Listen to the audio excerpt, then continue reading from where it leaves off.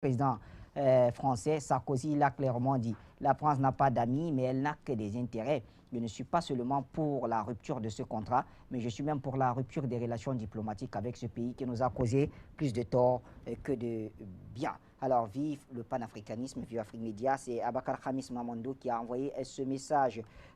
Salifou Roufaï nous a aussi écrit et son message nous arrive en ce moment. Voilà. Très bien.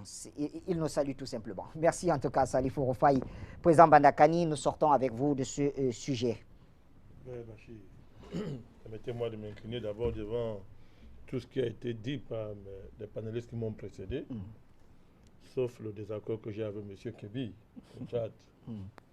Je voudrais m'incliner devant l'excellence des informations stratégiques que notre ami Badiam a mis à notre disposition.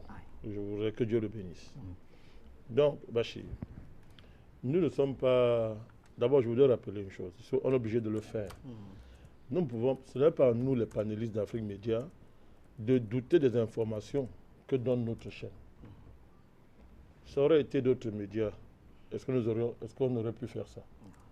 On a quand même avec nous l'expérience depuis bientôt 7 ans où cette chaîne a brillé par une discipline extraordinaire dans le sens où rarement on nous a pris la main dans le sac en train de mettre à disposition de ceux qui nous écoutent des informations erronées. Donc ce n'est pas à des panélistes d'Afrique Média de douter des informations que nous disons ici. Cette décision-là, cette information que nous mettons à disposition du peuple africain, nous ne sommes pas là pour nous amuser. Pour l'instant, je tais certaines choses. Mais nous ne sommes pas là pour nous amuser. Nous ne pouvons pas nous lever un matin, commencer à parler comme ça d'un État, d'une décision, d'une haute autorité de l'envergure de M. Déby, alors que l'information n'est pas vraie.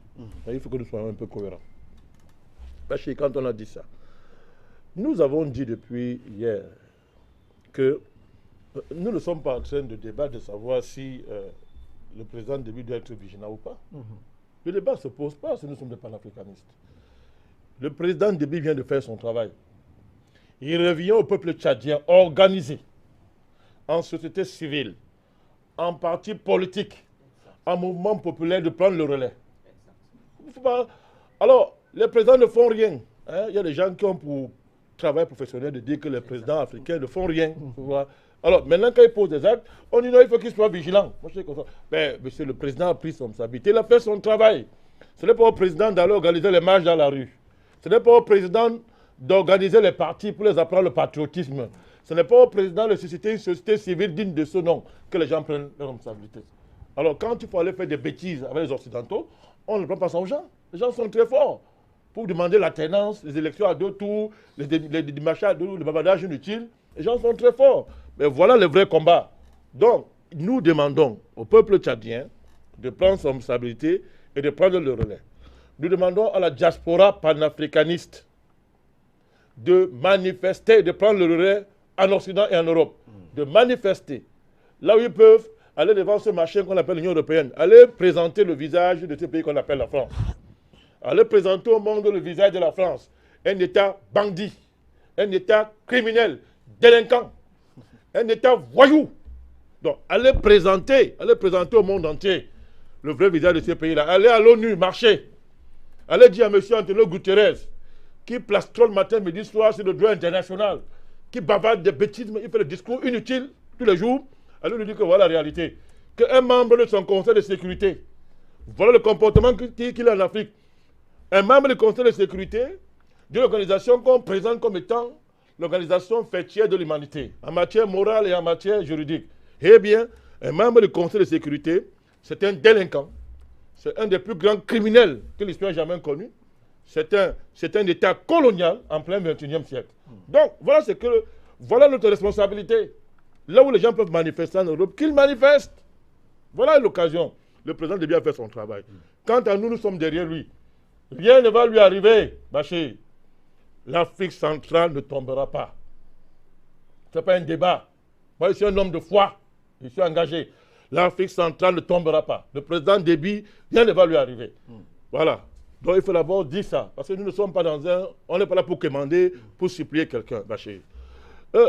Tout à l'heure, j'ai entendu, on nous parle de convention.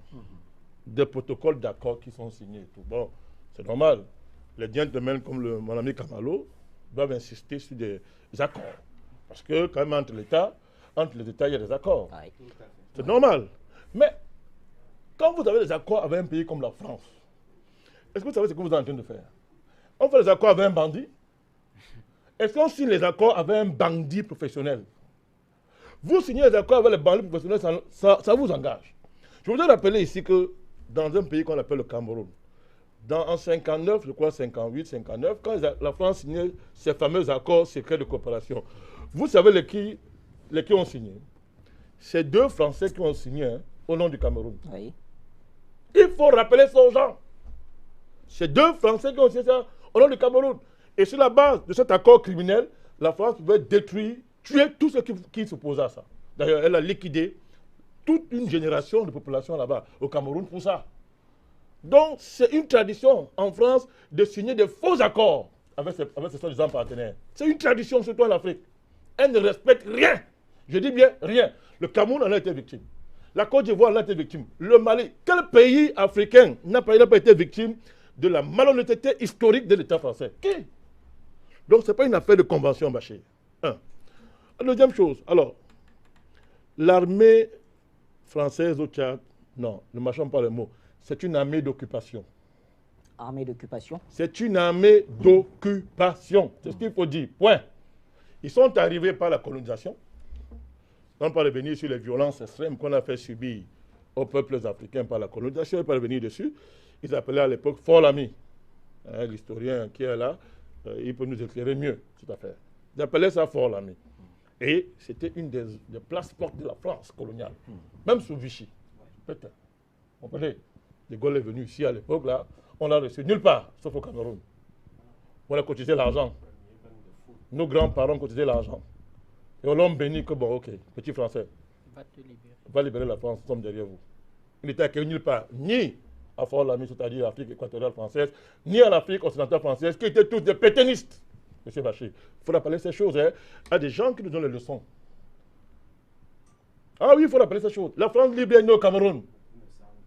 C'est grâce à nous que la France a été libre. Donc moi, quand je parle de la France, monsieur, je parle avec autorité. Parce qu'un pays que nous avons libéré, un pays qui s'est couché devant les nazis, et que nous, étant colonisés, on a dit, monsieur, malgré que nous sommes vous nous avez colonisés, nous vous donnons l'onction, les moyens, en argent, en nourriture, en tout, en ressources humaines, d'aller vous libérer, Bachir. C'est parti du Cameroun, c'est organisé ici.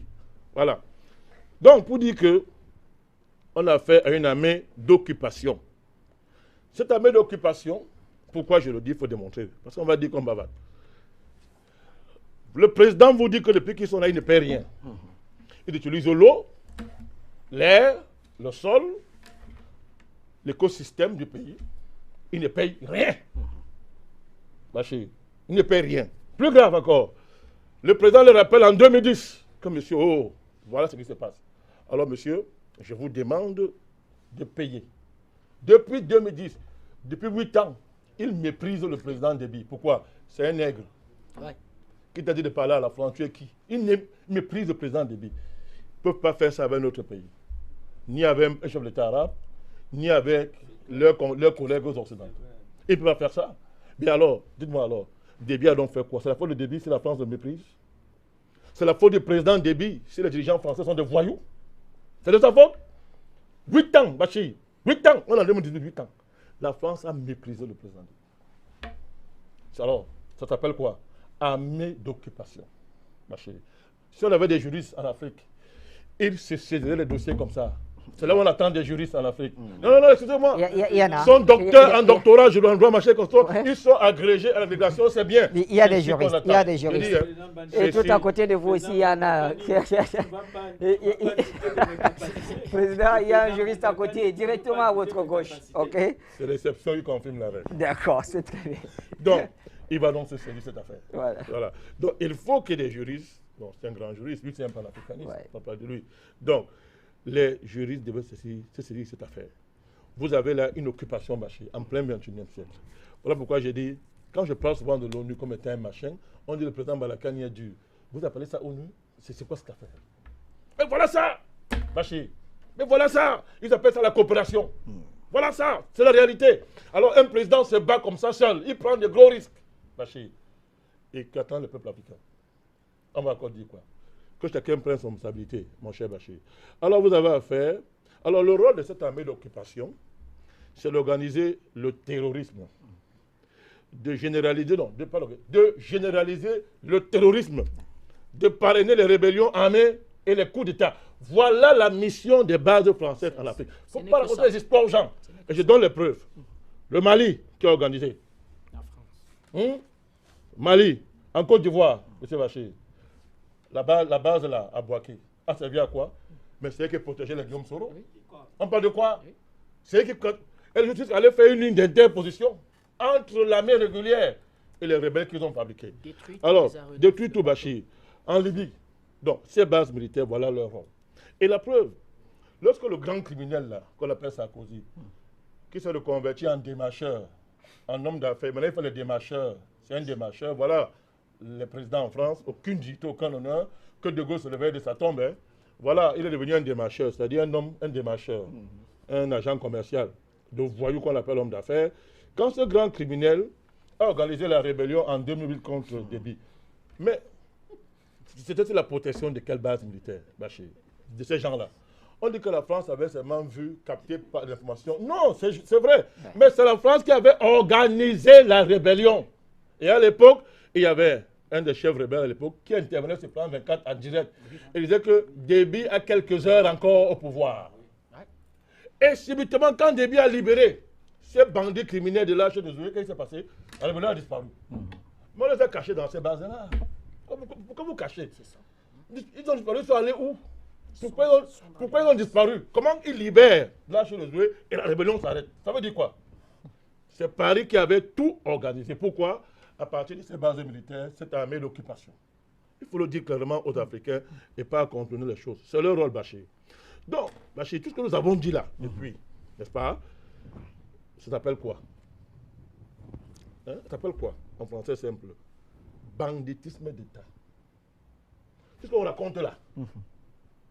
Ça s'appelle banditisme d'État. Vous avez affaire à un des États, un des plus grands bandits que l'humanité ait jamais connu. L'État français. Et nous avons là un niveau de criminalisation jamais atteint par un État dans l'histoire de l'humanité, Bachir.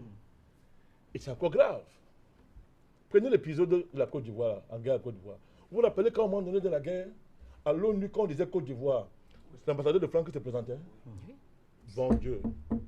Il y a les images, il y a les archives, Bachir. À l'ONU, où les Africains, où on va encore se réunir, l'ONU.